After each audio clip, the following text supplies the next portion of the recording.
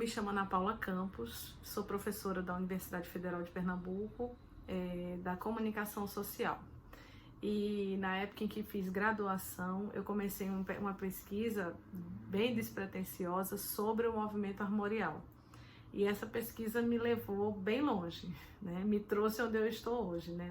Na docência e também num mergulho profundo dentro do universo do escritor Ariano Suassuna e do próprio movimento armorial. Eu queria contar para vocês aqui como é que eu tomei conhecimento do movimento armorial. Na época, há 20 anos atrás, eu fazia graduação na Universidade Católica de Pernambuco e me deparei com temas para fazer um estudo, uma pesquisa de uma disciplina da graduação. Então, era um movimento sobre cultura. E assim eu conheci o movimento armorial. Na época, o professor Ariano Suassuna, ele era secretário de Cultura do Estado de Pernambuco, pelo governo de Miguel Arraes. Então, eu vi ali uma oportunidade de conhecer o escritor e fazer uma entrevista sobre o assunto que eu ia estudar.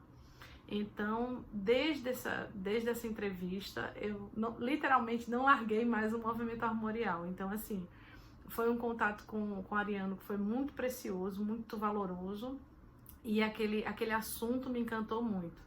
Então, dessa primeira entrevista com o professor Ariano, outras se desenrolaram aí, e esse trabalho, que era só um mero trabalho para uma disciplina de graduação, ele foi se tornando algo que foi me movendo e me fazendo ir além. Desse estudo, eu resolvi levá-lo adiante, apresentei, gostei tanto, me envolvi tanto, me encantei tanto, que eu resolvi então fazer disso uma pesquisa. E tive a oportunidade de fazer isso com bolsa de iniciação científica.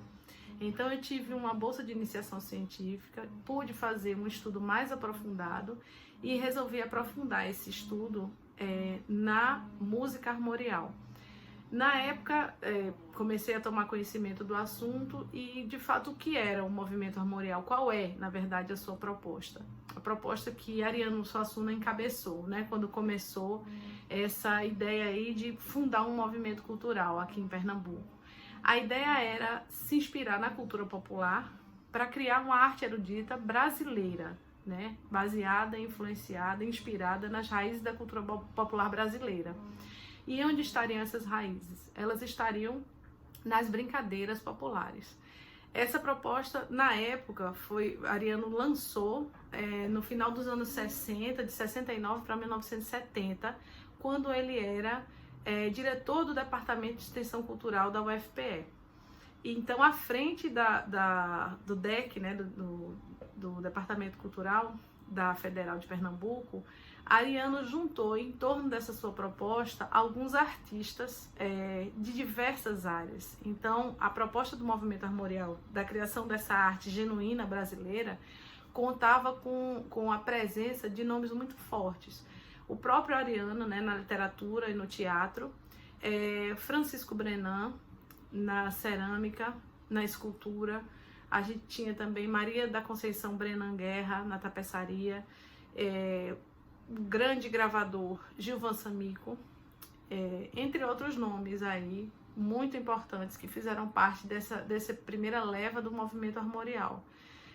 Quando Ariano sai da direção do Departamento de Extensão Cultural, o movimento cultural ele esfria e, de certa maneira, ele passa a ser perseguido dentro da universidade. Então, Ariano tinha também a vertente da música armorial, e Ariano manda os músicos para a Universidade Federal da Paraíba, pedindo apoio ao reitor de lá, porque a ideia aqui já não estava mais sendo tão bem recebida.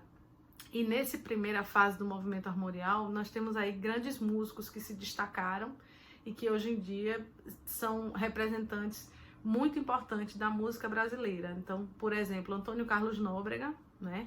Na época tocava violino e rabeca, um jovem, e Antônio José Madureira, o Zoca Madureira, que é violonista e compositor, e acompanhou Ariano ao longo de todos esses anos aí, nessa criação e execução do que seria a música armorial. Então, o movimento armorial e a música segue na mesma linha. O movimento ele passou por fases, né? A gente pode enxergar o movimento armorial em diversas fases. Na primeira fase do movimento, a fase do seu lançamento, é possível chamar essas fases de fases experimental, que seria a primeira fase, a fase romançal, que seria a segunda fase do movimento, a fase arraial, que foi a fase dos anos 90, e depois disso a gente teria tido a fase ilumiara. Há controvérsias quanto a essa nomenclatura de fases e essa ideia de enxergar o movimento armorial em fases. Mas eu como pesquisadora, eu enxergo essa movimentação. E essas fases, elas se davam sempre que Ariano Suassuna estava à frente de um cargo. Então, ele dava um novo respiro ao movimento e ele vinha com uma nova força. Então, quando o movimento foi lançado, o Ariano estava à frente do Departamento de Extensão Cultural da Universidade Federal de Pernambuco. Na segunda fase do movimento, o Ariano esteve à frente da Secretaria do Recife de Cultura, se eu não me engano, de Cultura e Esporte, Cultura e Educação, alguma coisa assim. Então foi o que a gente chama de fase romançal. E aí, a cada uma dessas fases, Ariano ou resgatava alguns artistas ou trazia novos nomes para representar essa arte armorial. E a terceira fase, que seria a fase arraial, foi a fase em que Ariano, inclusive, estava dentro do período dos 70 anos do professor Ariano Suassuna, e ele estava à frente da Secretaria de Cultura do Estado de Pernambuco, como eu já coloquei para vocês. Então essa foi uma fase muito forte e a gente teve ali algumas polêmicas com os meios de comunicação de massa também, aos quais Ariano tinha sérias ressalvas. Só que é um momento também muito marcante, de maneira geral, para o movimento armorial como um todo, porque é uma fase em que o movimento também ganha as telonas, né? O movimento armorial já tinha aparecido, se destacado no cinema com o filme A Compadecida, em 1969, baseado no Alto da Compadecida. E o filme é muito marcante, o filme tem o figurino de Brenan, conta com a presença da atriz Regina Duarte como a Compadecida, e saiu nos moldes do que Ariano gostaria que fosse, né? Para liberar a obra dele, ele tinha aí uma série de questões que ele queria que fossem respeitadas dentro do que seria o cinema na arte armorial. Então, depois disso, na fase romançal, foram nos anos 80, a gente teve a adaptação do Alto da Compadecida feita pelos Trapalhões. E aí é um outro momento do movimento, e mais uma vez o resultado fica a gosto do professor Ariano Suassuna, que era o líder do movimento, né? E o autor da obra, no caso, adaptada. Só que nos anos 90, a gente tem a adaptação do Alto da Compadecida para a televisão, por Guel Arraes, que é um grande diretor e amigo também da família de Ariano Suassuna, e Ariano também era muito amigo de Dr. Arraes, então existia um laço de afetividade aí, e esse é o momento em que Ariano permite a adaptação, né, da obra do Alto da Compadecida, que é a sua comédia mais conhecida. Antes disso, em 94, tinham sido adaptadas já por Luiz Fernando, A Mulher Vestida de Sol, e eu acho que é A Farsa da Boa Preguiça. Então a gente começa a perceber um diálogo aí entre Ariano Suassuna e os meios de comunicação de massa. E é muito interessante, porque é um diálogo de Ariano, da sua obra, com a comunicação massiva, e há uma recíproca aí muito interessante. Mas essa relação foi construída aí ao longo desses anos aí do movimento armorial. Dentro da ideia do movimento armorial e suas vertentes, pintura, escultura, gravura, cerâmica, literatura, a música armorial, ela sempre teve um destaque muito grande. E foi percebendo isso que eu resolvi estudar e aprofundar o meu entendimento na ideia da música armorial. O que mais me chamava a atenção na ideia da criação do movimento armorial era a ousadia que eu percebia na proposta, né, nos anos 60, final dos anos 60, início dos anos 70, ainda um período político muito duro, muito difícil, o escritor Ariano Suassuna vem com uma ideia de criar uma arte que se inspirasse na cultura popular. Então aquilo para mim parecia ousado demais e eu queria entender melhor. E ao longo dos anos, percebendo, estudando e convivendo, eu fui vendo a força dessa música armorial, o tanto que ela tinha influenciado, né? Como é que a gente pode dizer? Que elementos ela teria deixado aí para contar essa história. Então, que frutos ela gerou, né?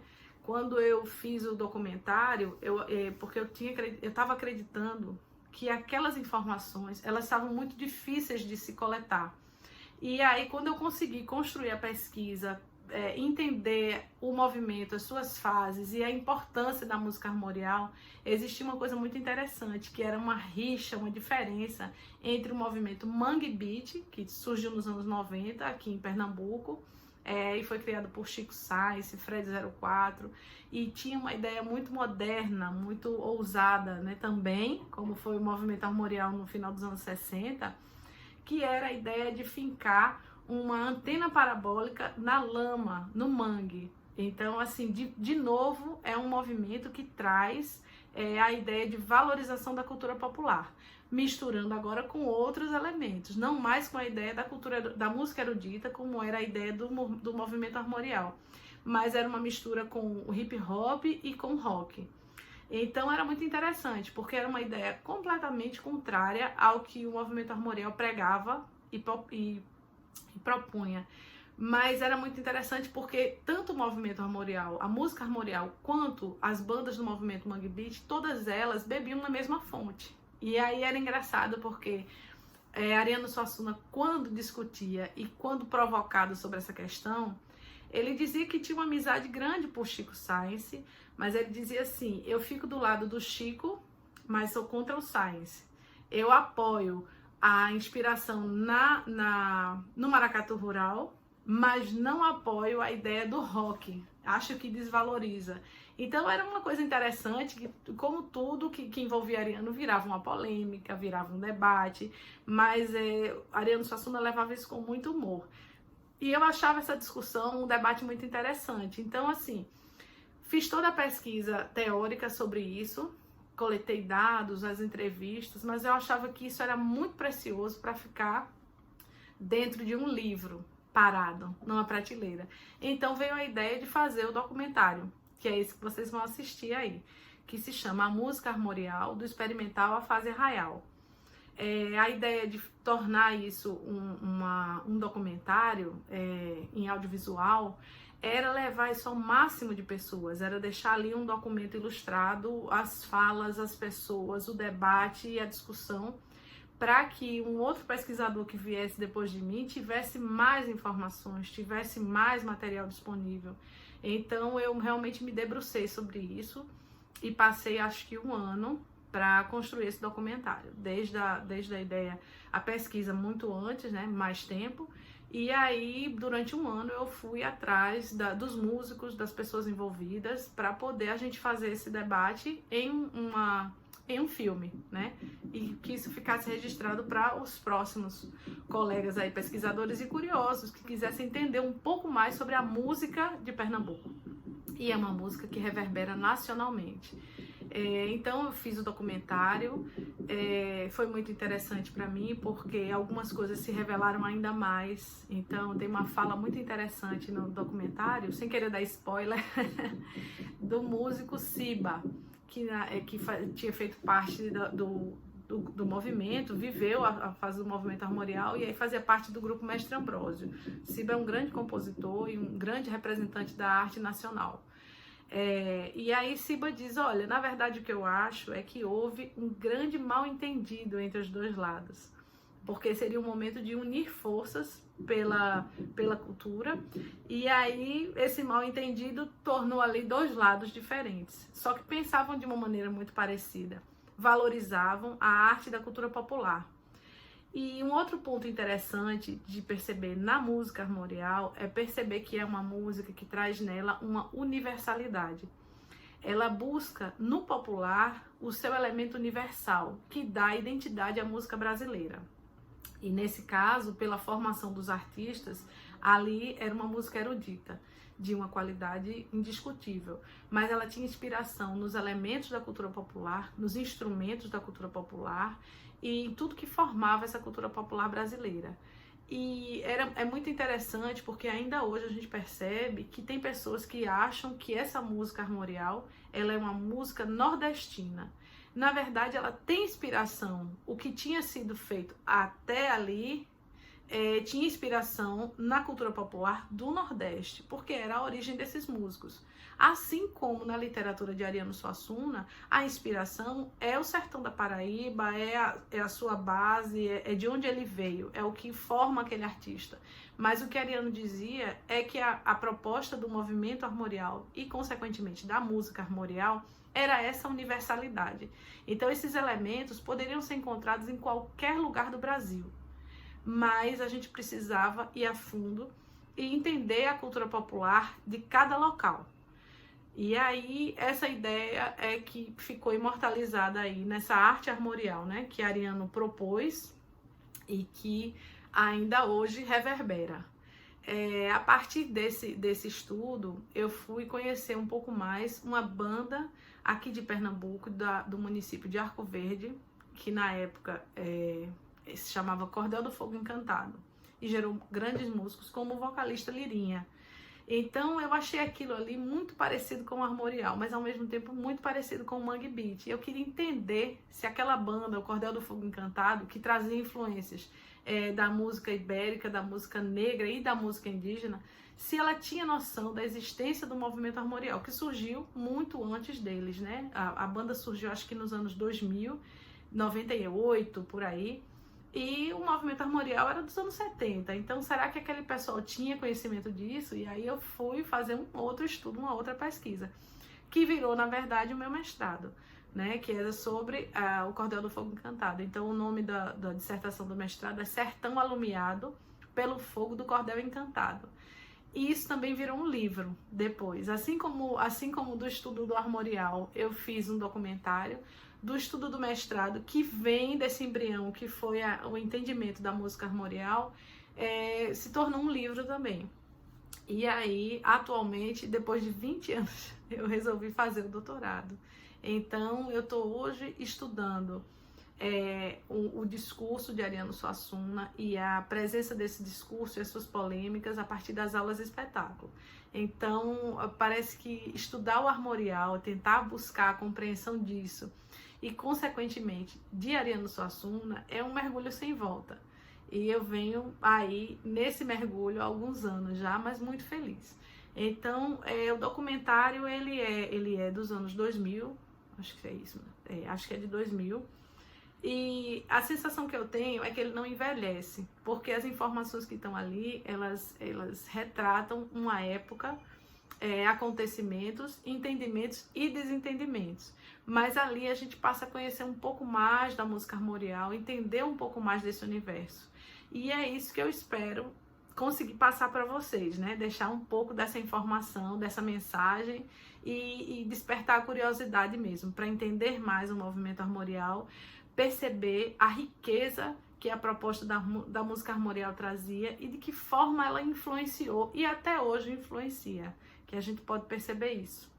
Então é isso, eu deixo aqui essa fala, um desejo de uma boa sessão para vocês que vão assistir e que essa música alcance também a alma de vocês, assim como alcançou a minha um dia, tá?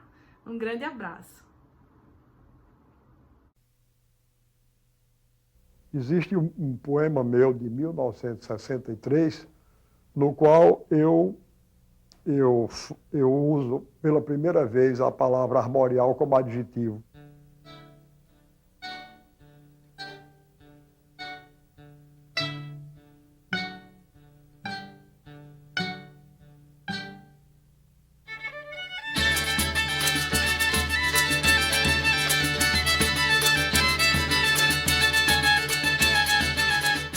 Essa ideia da criação de uma arte armorial já era antiga, mas eu comecei a efetivá-la quando assumi o Departamento de Extensão Cultural da Universidade Federal de Pernambuco, que foi exatamente no fim da década de 60. Ariano com o Próspero Pereira e músicos mais de formação erudita começaram a escrever esse material recolhido dos fogueiros populares, começaram a trabalhar as coisas da viola, da cantoria, as coisas dos reisados, as coisas dos cavalos marinhos, dos meu boi.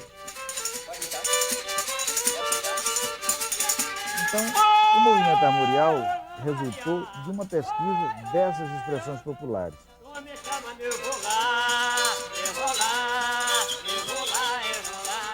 Em 1970 lançamos o movimento, que tinha dois objetivos. O primeiro era dinamizar as atividades do Departamento de Extensão Cultural.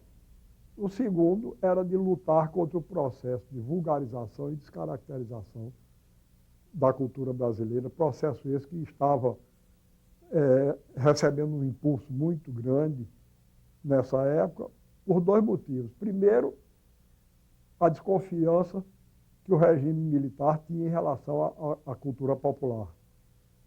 Em segundo lugar, o movimento tropicalista, que pretendia aproximar a cultura brasileira, principalmente a música, das formas da música americana massificada. Dentro das preocupações do movimento armorial, a música ocupava um lugar fundamental. E eu pretendia que nós ouvíssemos a música que o povo fazia, o povo brasileiro fazia, para daí partir para a busca de uma música erudita. Dentro dessas preocupações, eu dava muita atenção à música de câmara feita pelo povo. Então eu criei primeiro um quinteto, que era integrado por duas flautas, viola de arco, violino e percussão. Dentro dessa linha começamos as primeiras composições. Aí foi quando o Cocílio de Almeida fundou uma orquestra de cordas e me pediu licença para usar o nome, para integrar a orquestra no movimento. Eu então exigi duas coisas.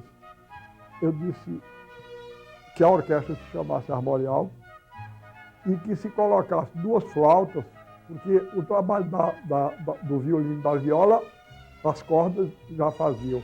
Mas eu queria continuar aproximando o som da música armorial do som do terno de pífano de Mestre Ovídio, que foi o primeiro mestre que nós gravamos.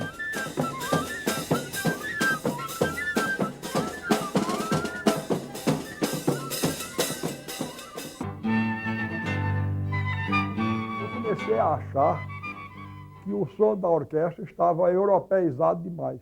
Foi aí que eu resolvi fundar um outro grupo de câmara. Aí já não lançando mais mão dos músicos de formação muito acadêmica.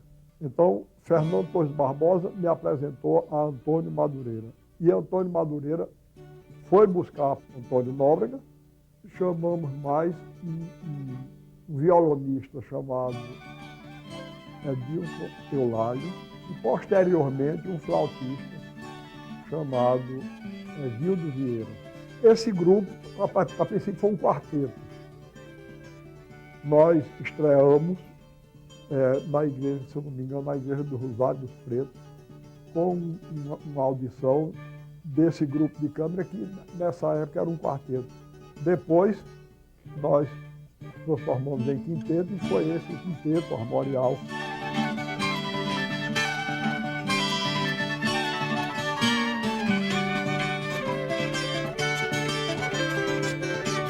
A partir desse momento, eu comecei a tomar conhecimento, primeiramente, da música de Antônio José Madureira, a música de Capiba, a música de Guerra Peixe, a música de Jarbas Maciel. Compositores esses que, primeiramente, se dedicaram a escrever para o quinteto, né, para o quinteto armorial.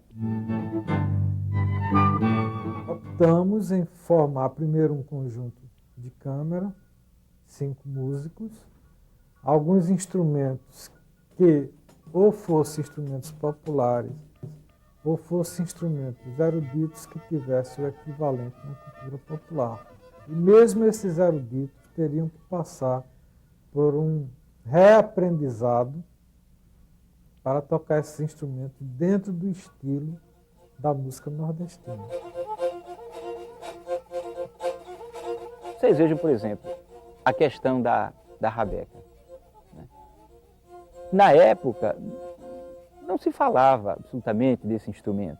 Hoje em dia, quer dizer, a rabeca virou um nome comum. Aliás, o nome é a latinização da palavra rebabe. E o rebabe é um instrumento árabe, introduzido na Península Ibérica durante a sua ocupação, não é? E que, ao se fundir com a família das violas do norte da Europa, veio a dar no violino. A maior diferença entre o violino e a rabeca é que a rabeca tem um som um pouco mais áspero, tem mais harmônicos. Ou seja, é um instrumento que tem mais notas ocultas.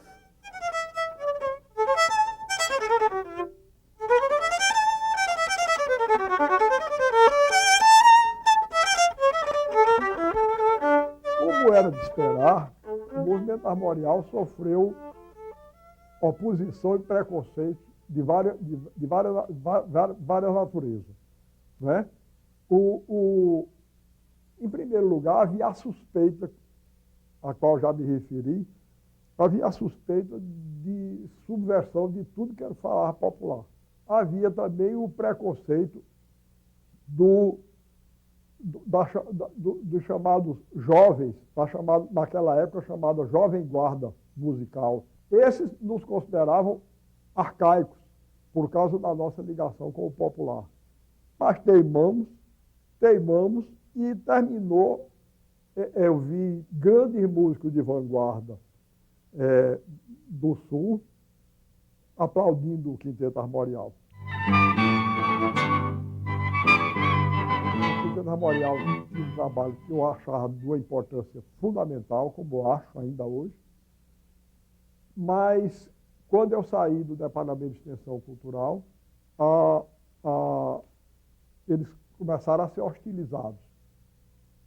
A sorte é que eu mantinha amizade com o reitor da Universidade da Paraíba. Eu, então, mandei dizer a ele isso, que o quinteto estava passando por dificuldades. Ele disse, mande para cá, que eu fico com ele. Aí o quinteto se deslocou para lá. Foi uma fase muito difícil. Nós tivemos 10 anos de atividade, 10 anos intensos, 4 discos gravados, muita turnê, muito concerto. Mas, como todo processo artístico, ele não pode se estagnar. Nóbrega já estava querendo fazer o trabalho solista dele. Eu estava querendo experimentar também outras coisas. Foi, então, a fase em que eu assumi a Secretaria de Cultura do Recife. Então, eu fundei a Orquestra Romansal, né, que coloquei como Quinteto Armorial, sob a coordenação de Antônio Madureira, e que continuou o trabalho. Foi mais ou menos em 76 para 77, quando fui convidado por Ariano Suassuna, através do meu irmão, Antônio Madureira, para fazer parte dessa orquestra tão sonhada brasileira, a Orquestra Romansal. E, ao mesmo tempo, eu já também estava participando dos ensaios de um balé armorial. Entrei com o balé popular como dançarino e músico, pesquisando a área dos instrumentos populares, e como solista da Orquestra Romansal, onde comecei a desenvolver uma pesquisa do marimbau. O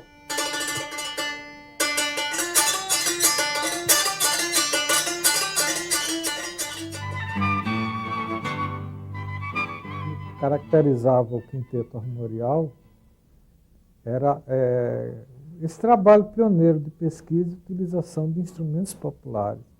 Era uma atitude didática, tanto para nós compositores, como para o público. Com o Quarteto Romansal, nós achamos que já não precisava essa característica didática tão acentuada. Eu, como secretário de Cultura do Estado de Pernambuco, chamei Madureira para me ajudar. E Madureira, então, fundou o Quarteto Robossal, que hoje está fazendo o trabalho mais importante da música armorial, ao meu ver.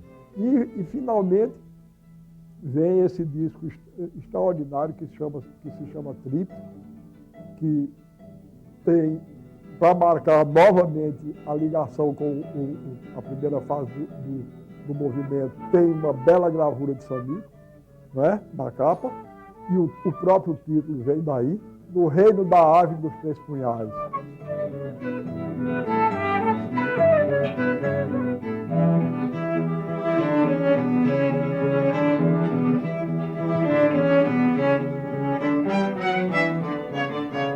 A música, por exemplo, a música armorial recorreu muitas vezes, na hora de se gravar um disco, a uma imagem minha. São duas coisas independentes e aí as coisas se harmonizam, não é? Quando essa imagem aparece junto a uma outra maneira de expressão, as duas se completam, porque partem do mesmo princípio.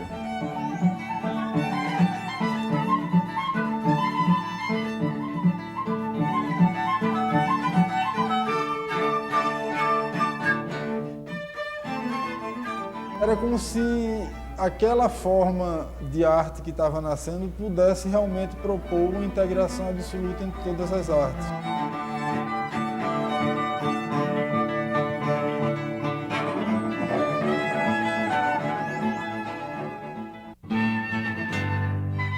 Passados 30 anos, depois do início do Quinteto Armorial, vejo que o cenário mudou bastante. Naquela época, nós sequer conhecíamos o Meu Boi, mal eu conhecia um cantador de viola, um tocador de rabeca, não é?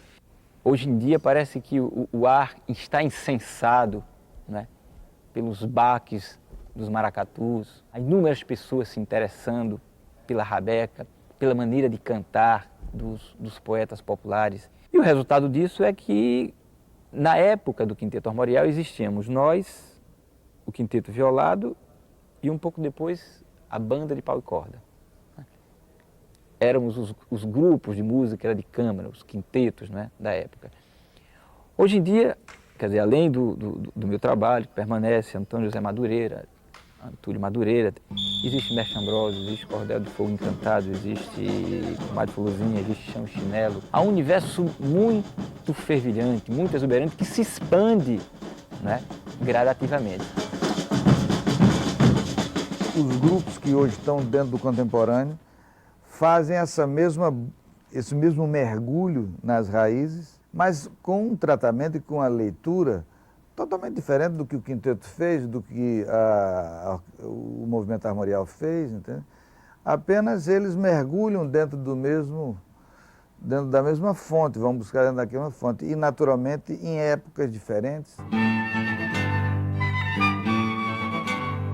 A postura de salvaguardar ou de ser guardião de uma estética, excluindo historicamente novas maneiras de ver a música, a literatura, eu acho que esse foi o grande pecado do movimento armorial. Essa postura que é uma postura não só oligárquica, canavieira e açucareira dos engenhos e da Casa Grande aqui em Pernambuco. Alguns pronunciamentos de Ariano e de outros componentes dessa ideia do movimento armorial apontam muito para uma dificuldade de introdução de novos elementos, principalmente elementos eletrônicos e principalmente a cultura norte-americana. Eu não posso entender como é que uma coisa boa, como é maracatu rural, pode ser valorizada por uma coisa ruim como o rock. Quer dizer, um negócio de quarta categoria, um subproduto, um lixo cultural que os americanos nos empurram através dos meios de comunicação. Você pega uma banda como Mestre Ambrosio, você encontra Siba tocando rabeca. Por quê? O primeiro grupo a valorizar a rabeca foi o Quinteto Armorial. Isso aí foi o movimento armorial quem colocou e vai ficar marcado. E o próprio, mesmo grupos que são bastante diferentes de nós, o próprio movimento Mangue Foi o próprio Chico que disse a mim, eu sou um armorial. Agora, o que eu discordava dele, e continuo discordando, é porque ele achava que, fundindo o rock com o maracatu rural, ele iria valorizar o maracatu rural.